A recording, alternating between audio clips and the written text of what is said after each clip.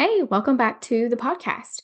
So, today I want to do two things. I first want to give a little bit of a pregnancy update, and then we're going to continue talking about the Wellness with Vanda Club over the next couple of weeks. So, today, what I'm doing is giving you a sneak peek into what some of the lessons are that are already pre recorded, already loaded into the membership portal that you would have immediate access to if you sign up and join when this launches a little bit later in June. So, first up, let's talk pregnancy update. I can't remember if I shared with you guys here on the podcast about going for my 1 hour glucose test. For those of you that might not know, that is a standard routine part of pregnancy. When you get to that like 23 to 25-ish week point in your pregnancy, and some people have to test sooner for various reasons, but that's just kind of like the standard time, they send you for a 1 hour glucose test. And what they do is they have you drink this drink that has a pretty significant amount of sugar in it. And in 1 hour, they check your blood sugar. And they are looking to see how your body reacts and handles that big load of sugar. And they're screening you for gestational diabetes because some women develop a form of diabetes that's called gestational diabetes throughout their pregnancy. And this can really impact both the mom and the baby and like the growth of the baby and also the baby's ability to manage its own blood sugar after birth. So that's why they do it. I This is my third pregnancy, so I've done this 3 times now, and I have failed my 1 hour glucose test with my two previous pregnancies. I knew that going into this. With Kinley, my first baby, I did have the 3 hour glucose test and passed it with flying colors because that is the next step. If you fail your 1 hour glucose test, they then set you up for a 3 hour glucose test. And not to be negative, but it's not fun. So, I chose to not do that with my second pregnancy because here's just a little reminder for you guys coming from, your friend Vanda that's a nurse. You don't have to do everything they're recommending for you. You have the right to refuse things if you don't want to do it, if it doesn't make sense to you, if you feel like there's an alternate way that makes more sense. Now, obviously, discuss these decisions with your providers and come to an informed decision. Like, don't just refuse things out of being stubborn or being like, I don't want to do that.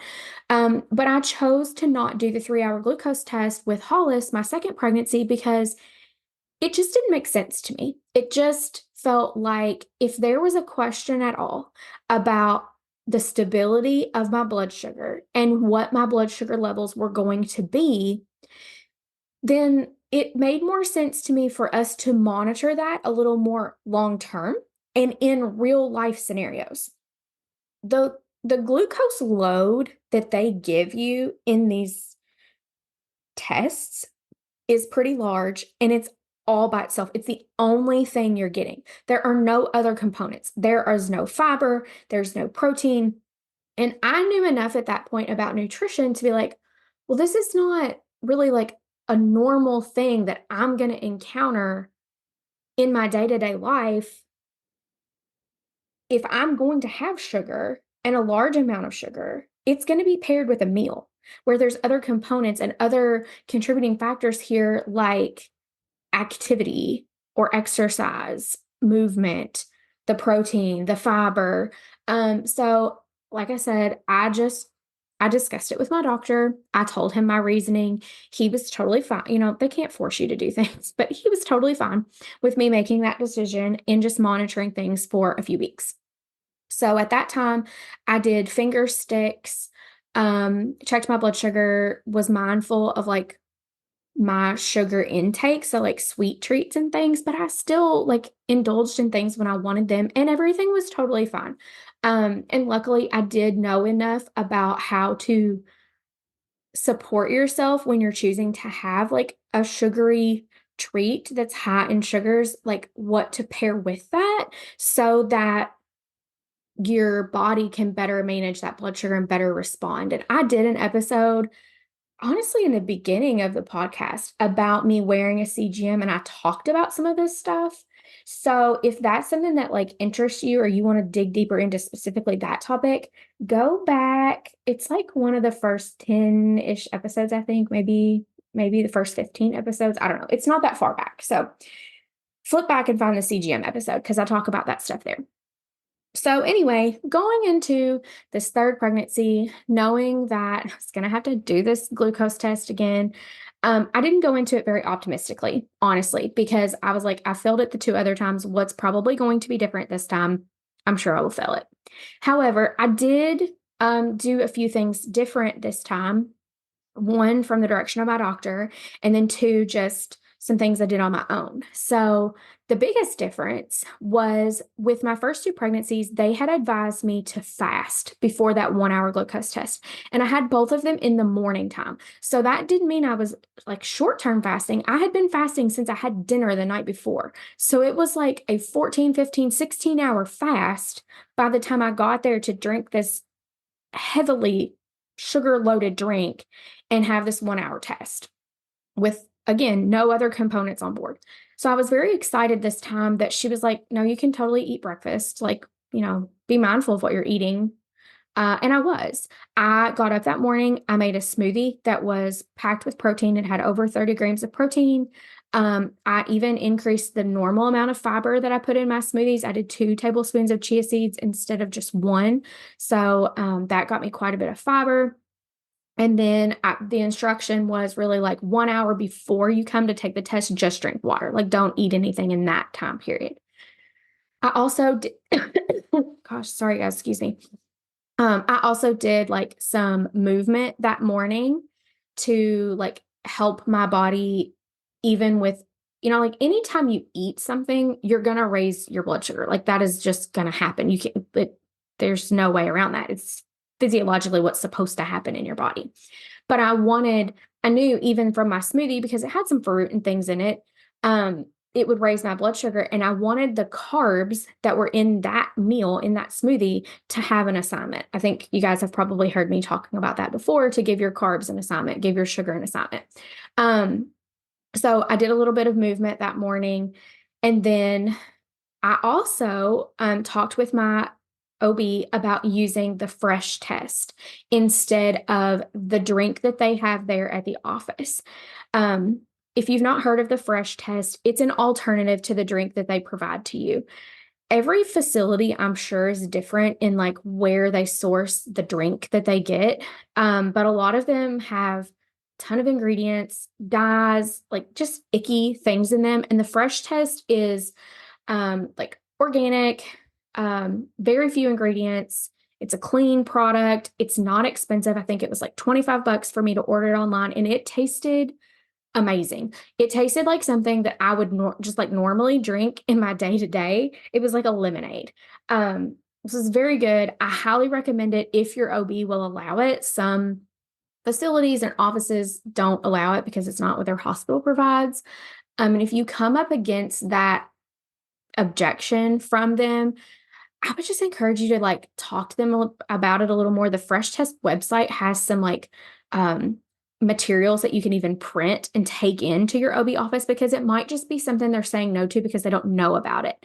My OB was very receptive, and she has like continued several appointments now to talk to me about it, and has actually taken it to the other doctors that are there in the office, because there's multiple, and they have changed their policy now and are openly allowing patients to choose that option if they want to buy it for themselves and bring it in.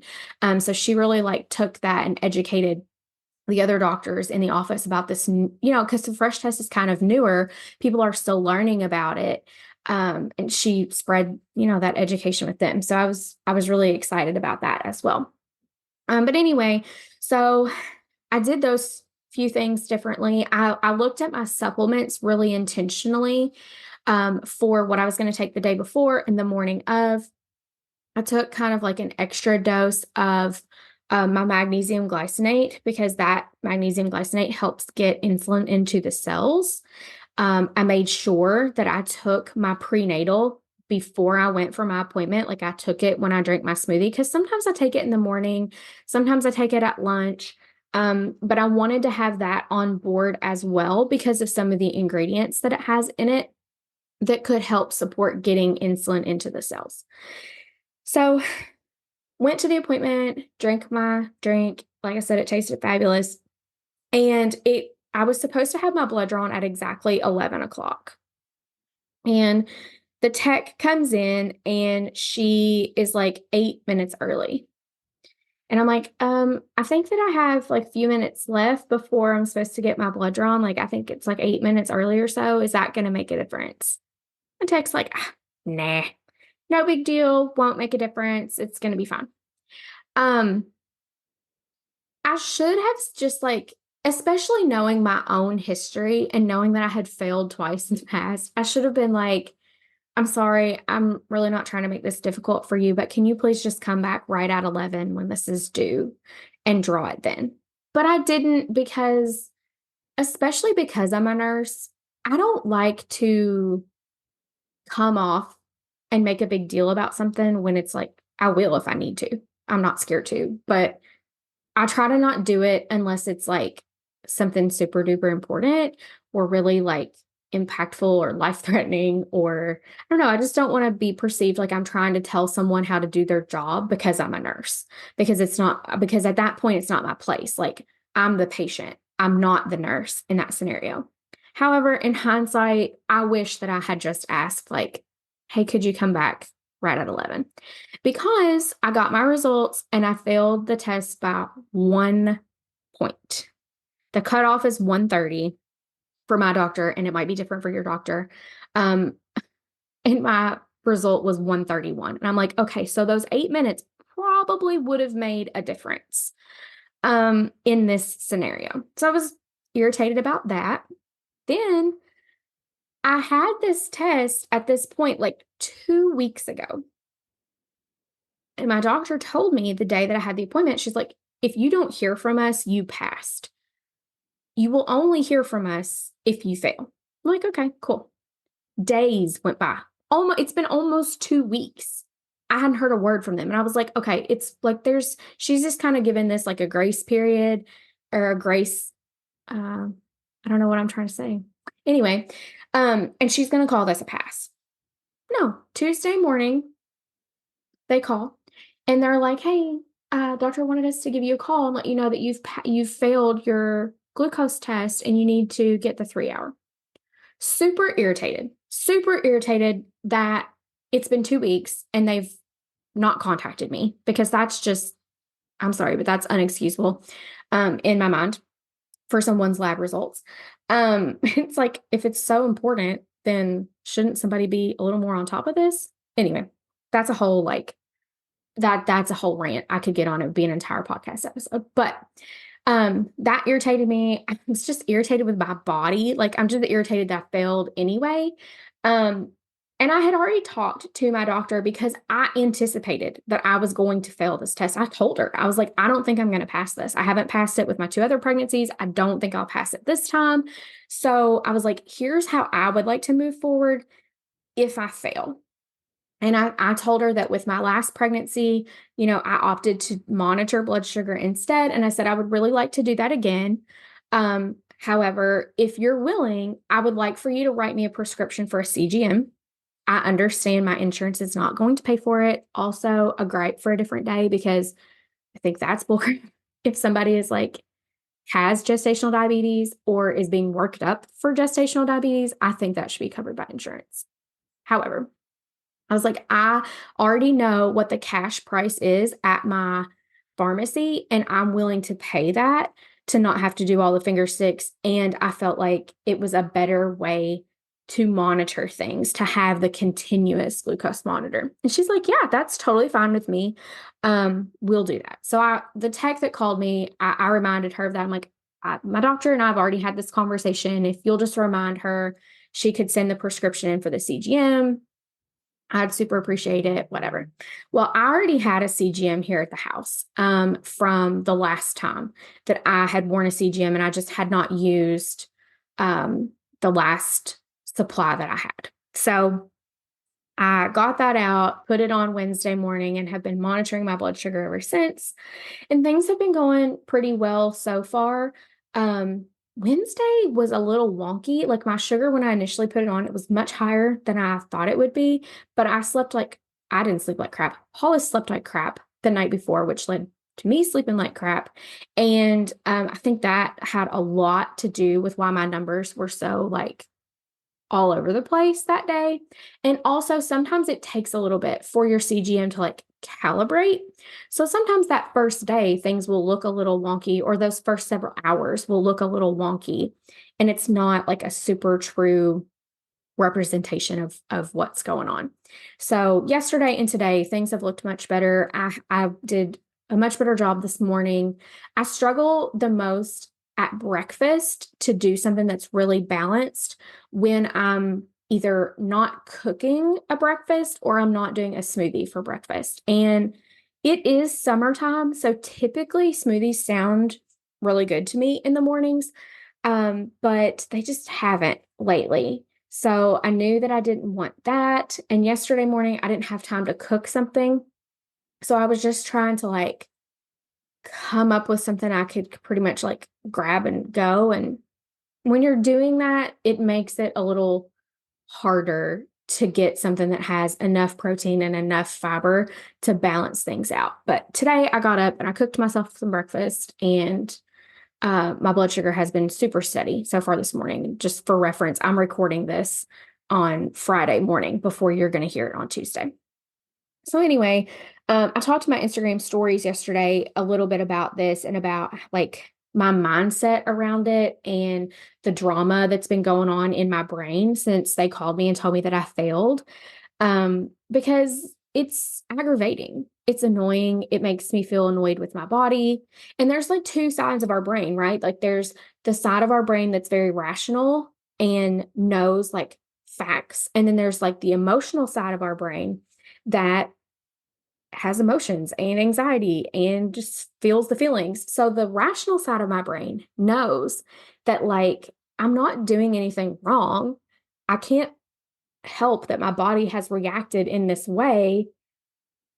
And that, especially when it comes to pregnancy related blood sugars and gestational diabetes, there are times when it just happens to women that are like super duper healthy, that normally don't have any problems. It just happens in pregnancy, and there's not like a clear reason why. And there's also nothing you can do about it. It just is what it is, and you have to monitor things and treat things as needed. And the logical side of my brain, 100% knows that. The emotional side of my brain is annoyed with my body, is annoyed that I am someone that is intentional with my choices, my supplements, my nutrition, my movement. And I'm not perfect by any means, but I do know that I give it more thought and more effort than a lot of people do. And some of those people don't have any problems with their blood sugar. And it's like, it's just one of those things where it's like, it's annoying to me that I put effort into this and I'm still having this struggle. And I shared it on my Instagram stories because, there's probably not like the majority of people that are in my Instagram community that are in this stage of pregnancy with me that specifically applies to, but that mindset struggle applies to so many things. It's like that happens with weight loss. It applies when you're working on your minerals and trying to replenish these levels. And it's like, it's just not coming up, but you're doing all the right things. There's so many things in life where it's like, we're doing the most. We are doing all the right things and we're still not making progress. So I was just kind of sharing about my mindset and how I'm really having to like coach myself and remind myself that this is really not a big deal. I like to wear a CGM anyway. So I'm like trying to flip my mindset and look at this as like a cool experiment that we're doing over the next month or so, maybe longer, maybe until the baby's born in August. It just depends on how my levels are. And that it's an opportunity for me to learn more about my body and how my body reacts to certain foods and scenarios and exercises, and make it something that I'm not annoyed that I'm having to do because my initial reaction was to be annoyed. And that's just life. It happens. Okay. I probably talked about that a little bit longer than I really anticipated that I would, but it's kind of a big story. And hopefully it's helpful for some of you that are either like pregnant now and are getting ready to go through this or are going to be pregnant in the future and will go through this because gestational diabetes in pregnancy or borderline or failing that 1 hour test, it's a really common thing.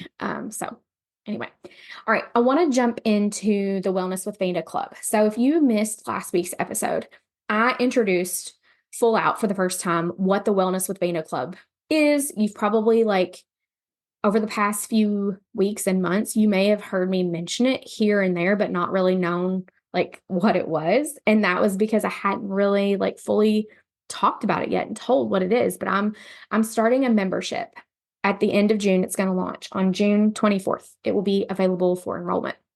And the reason that I'm doing this is because there is these educational modules that I make available to my VIP clients that are doing like testing with me for their hormones and their minerals. And I have seen how impactful just learning those foundational pieces have been and can be for people, even without the testing. And I know that cost is a big barrier to people being able to do the testing. Well, it's like, I can give you the knowledge. I can teach you about your body. I can teach you about your hormones and about minerals. And you can implement some like new habits and even some supplements that like are pretty like standard for everybody. And you could still see really great results and start feeling a lot better than what you do right now. So, I wanted to incorporate this into a membership because there are several modules. So I didn't want it to be like overwhelming to someone that felt like they had to listen to all of them like right away or immediately or within a certain time frame. I wanted to also have a way to be able to offer support along with it because that is one of the things that I've really been hearing a lot lately from my clients. And even just people that are considering working with me, especially with testing, but just kind of in any capacity that they're really looking for someone that also provides support. It's great to get the knowledge and have like these pre-recorded lessons that you can listen to and learn from, but you're inevitably going to have questions and you want a way to be able to ask those questions. And for me personally, when I'm looking at like a program or enrolling to work with a practitioner or like some of these things that I do for my business or courses and things, if I'm purchasing something from someone, I want to know that I'm going to be connected to them. I don't have a problem with people that like have teams that work with them or have like teams of dietitians, teams of practitioners, teams of experts. But typically, when I decide to buy something from someone, I want them. Like, that's who I have felt connected to. That's who I have felt like relatable to. That's who I want to talk to. So, that's another reason why, like, I wanted to offer that inside this membership so that you guys have access to me to ask me things. Because if you're buying something from me, probably I'm who you're going to want to ask when you have a question come up. And I've built in some other things like weekly check-ins to kind of like keep you on track. And we're going to do some fun things. In the last episode that'll come out, I believe it's on June 18th. It's like the Tuesday before the club goes live and you'll be able to enroll. I'm going to talk about some of the fun things that I have planned because there's like going to be this list of stuff that's included off the bat. Like you're going to get it.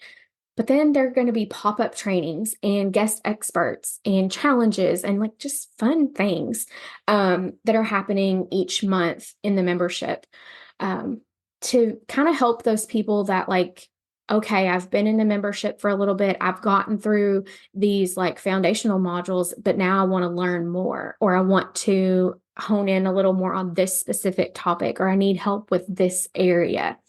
I wanted a way to also to be able to continue supporting that and building on that. So that is coming. Like I said, June 24th is launch date for that. What I want to do today, I want to take you through the first 3 modules and tell you the lessons that are inside each module to give you an idea of like what you're getting access to when you join the membership. So it starts off with a start here module because I've got to like introduce you to this membership and tell you what to expect. I'm going to introduce you to something called the MSQ. This is a symptom questionnaire and tracker that you can do each month. And it's a super powerful tool. I have my VIP clients do this so that you can see what is changing from month to month from a high overview. Because when you're in it, you don't really realize the changes that have like occurred over the past month because you're living in your body every day. And these changes are sometimes very subtle and happen, over a period of time. And it's like you just slowly felt better, and you might have symptoms that kind of like go away or change or decrease, and you don't even remember that they were such a problem a month ago. So that's a really powerful tool that you would have access to. And then I have a bonus lesson in the very beginning that I offered, I don't know, maybe a year ago, maybe even longer ago than that. That was like, it's called Set Up Your Week for Success. It's like a guide to how to approach each of your weeks, like what things you can do to set yourself up for success throughout the week to align with your goals. So that's the start here module. Then we move into the properly fuel your body module. This is where we're going to talk nutrition. There is a lesson on how to build a healthy plate. So like what components and how much of each you want to see on your plate. There's a lesson on calories because that is always a super duper common question about like, how many calories do I need? Do I even need to worry about it? Should I track my calories? If I'm going to track, how should I track them? And I kind of get into all of that. Then there's a lesson on snacks because that's also a super common question that I get. Like, should I be snacking throughout the day? If I am, what types of snacks should I be having? How do I put a snack together? If I am hungry, what should I do if I feel the need to snack all the time? And then with each of these like content modules, these learning modules, I've put together a workbook, and it's really where I have taken notes for you of the most important things that I said in each of the individual lessons because I designed the lessons in a way that they can be listened to on the go. There's no PowerPoint slides. You don't have to watch me on video. I wanted them to be kind of just like this podcast where you could play it and just listen because I know that we're all so busy, and that was really important. So then moving on, we'll talk about the Mind Your Own Mind module. There's so many things in here. This is a big module because mindset is super duper important. It's not just mindset, it's stress management is really more so what it is. So I talk about 2NN, which you guys have probably heard me mention before. There's a lesson on speaking kindly to yourself, the promises that we make to ourselves, glass versus plastic balls, journaling, visualization, and then there is also a workbook that goes along with that. And then the last module that I want to touch on today, we'll do some of the others next week, is the Find Joy in Movement module. So this is where we talk about exercise. So there is a lesson on neat movement, workout basics. I talk about somatic exercise. I give you some resources. There is a module workbook that goes along with this lesson. And then there is a bonus that I did a while back where I'm talking about cycle syncing your workouts and kind of how that works and what type of workouts you should be doing at what points in your cycle based on where you are in your cycle. So we'll pick up next week with the next module, and I'll go through the rest of them because there are like 3 to 4 more modules, but I know this episode is getting long and I don't want to continue to keep you guys. So I'm going to leave you with that for this week. Again, as a reminder, the Wellness with Vanda Club is going to launch on June 24th. There will be a special offer, a special deal for the first 20 people that join, and some really exciting like bonuses that I'm going to throw in there that week for anybody that jumps in and joins the club with me right off the bat.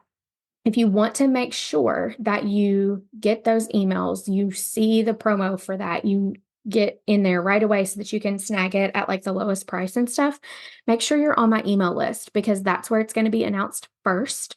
I'll also promote it on, like my Instagram and stuff, but email list is always like the place to be. So it's always linked in the show notes, a way that you can join my email list. So if you've not done that yet, jump on there. I don't overload you ridiculously with emails or anything. I typically send an email on Tuesday mornings, always. And then sometimes there's one or two more emails throughout the week. But some weeks it's just that Tuesday email. So it's not like I'm hitting your inbox every single day because that'd be annoying. All right. So I hope you guys have a good week and I will talk to you next week.